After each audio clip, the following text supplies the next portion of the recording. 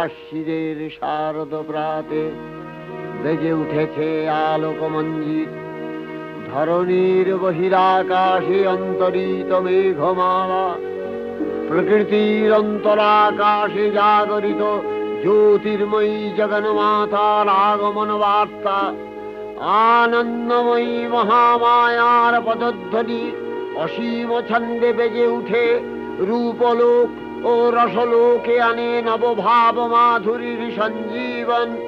তাই আনন্দিতা শ্যামলী মাতৃকার চিন্ময়ীকে মৃন্ময়ীতে আবাহন। আজ চিৎশক্তি রূপিণী বিশ্বজননীর শারদশ্রী বিমণ্ডিতা প্রতিমা মন্দিরে মন্দিরে ধ্যান বোধিতা। সিংহস্থা শশিশেখর